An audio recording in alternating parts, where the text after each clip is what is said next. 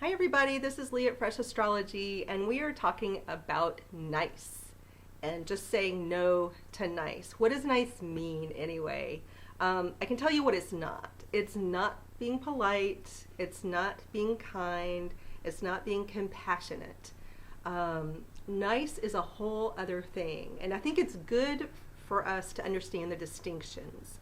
I would say especially women, and even for men listening, if you have a daughter or a wife or a girlfriend or a sister or a mother you care about, or just a friend who's a girl, you may see how girls more often than not will subvert their own desires, subvert their own needs, subvert themselves and their very spirit in kind of an offering to this God called nice.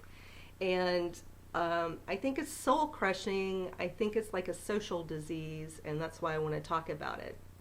So, what is nice? Well, let's start with the things it's not, so we get a real feeling. So, what is compassion? Compassion, I believe, comes from this deep, heart-centered place where it's just a natural warmth and kind of a joining quality when you see another living creature, like a baby cat or a baby dog or a baby elephant or just a baby tree or maybe a big tree. It's just that feeling of joining in with life around you, joining with life itself in the universe and the divine. It's that joining quality where we want to move toward, and we feel kind of a type of love that's called compassion that makes us want to be kind. When we feel this kind of love, not a romantic love, but just this deep, heart-centered joining quality, like we're a part of that. Like that tree, I identify with that tree somehow. It has the magnetic quality, just the way baby animals do, or babies. I just care about it somehow. And it causes me to want to be kind, like I don't want to hurt the tree, I don't want to hurt the baby animal. It causes a deep sense of, the compassion's the feeling itself. The kindness is the act that comes out of compassion. So it causes us to want to be kind rather than cruel. And then, so that's that. That's that deep thing that bonds people, bonds us to other things around us that are alive, and causes us to behave in a certain way that we could call kind or compassionate maybe. But politeness is different. But it's not nice. There's politeness and niceness are different. Politeness is really, I think, the little cogs that keep the wheels of civilization going. When somebody says, please pass the salt, we feel like they've been polite, they've done it in a way that hasn't ruffled our feathers, and we're like, here's the salt, if we're being polite. Sometimes men will go and open the doors for women. Men are usually, not always, but usually built with larger frames. They're usually built with larger muscle groups, even though women are completely strong and can lift weights and all that. There is this sort of polite thing in certain areas of the world where the man will open the door for the woman, let the woman go first. I think it's actually an act of politeness. It's like a social ritual that doesn't offend me, certainly. Sometimes I've got my hands full. I love it when people open the door for me. Or when someone says thank you and you say you're welcome. It's just these little teeny cogs that keep the social wheels going, and it feels civilized. There's, civilized discourse is a thing that can break down. When we lose that civilized discourse, you can see what happens, right? So politeness and being civil, I think it's linked with being civilized. It's a part of being in groups of people and having it work well. Nice is this whole other creature that I think is more like a social disease, and I think it's harmful to people to put on a veneer so they get a certain outcome. And whenever you put on a veneer, you're not being authentic. So, people are nice because they don't want to rock the boat, which is a big one. But then, you talk to people years later, years after not rocking the boat, they've got a lot of resentment, they've hurt themselves, they stayed in relationships too long, jobs too long, because they don't want to rock the boat. And it ends up being very harmful to do that. I totally get why people do that. I spent like most of the first half of my life doing that, like not wanting to rock the boat, subverting some of my own desires so other people could do what they wanted to. And then I was nice. And it's also about wanting people to perceive you a certain way, like, I want to be nice. I want people to think I'm nice. No, I don't care anymore. I don't care if you think I'm nice. You can think I'm mean. You can think whatever. I don't really care. But I will tell you that I do feel this strong, toward all living things, I feel this strong joining quality. And so it causes me to have a deep desire to be kind. But it's not because I want to be nice. And I don't care what you think of me. And niceness is like a mask we put on to get something, even if it seems benign.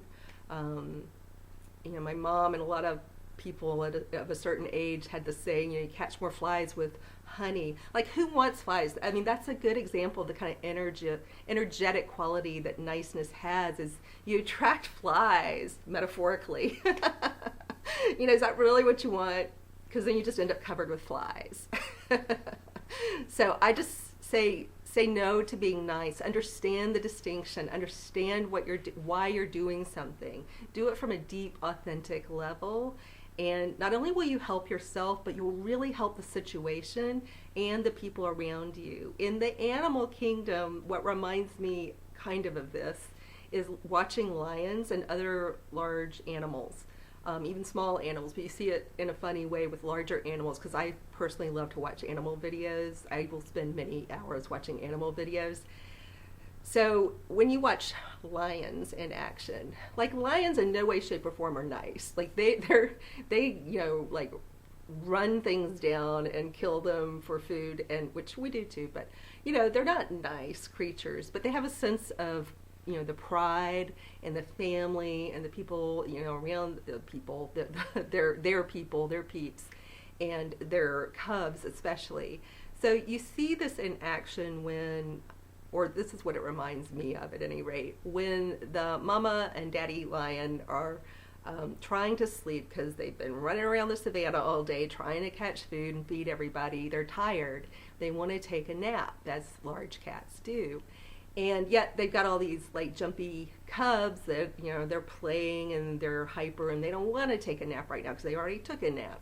And so, there are these funny videos of the cubs jumping all over, like, let's say, the male lion's face. And the male lion, not a nice creature.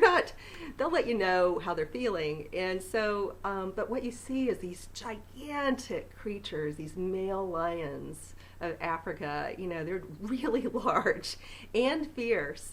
But the cubs are jumping all over their face. They might make like a little lip curl and snarl, but they'll shake the cubs off their face, and then often they'll just get their paw, which is larger than the cub, and just kind of mash gently but firmly the cub into the sand. But just kind of casually, like, okay, I'm dealing with the situation. I'm being kind to them because I'm not going to tear their head off. I'm being kind to myself because I really need a nap. But I'm not being nice because, the cub's going to be uncomfortable and want to wiggle out and maybe go play somewhere else. But I'm being authentic in the moment. But I'm not hurting anybody, right?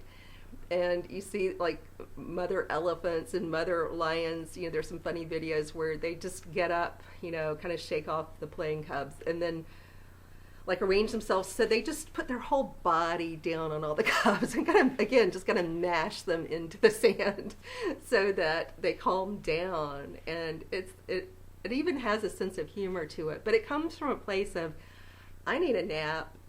You're jumping around. I'm just going to prevent you from doing that. And then when you get uncomfortable enough, you'll maybe learn the lesson to go play over there and leave mommy alone just for a little bit. And then I'll wake up again. But that's what, in the animal kingdom, it just kind of reminds me of. So be more like the parent lions with the cubs. You can look at other living creatures as the cubs, sometimes the small irritants, or just the situations you need to deal with. So think of the playful cubs. They sometimes become irritating, and they do still have sharp claws that they're practicing killing things by jumping on their parents. So it is irritating. So when you come upon a situation where you need to get your way, think about what you authentically need. Don't pretend that you can kind of gently and firmly deal with a sense of compassion and kindness and even a sense of politeness. But you don't have to be nice to do it. All right, take care.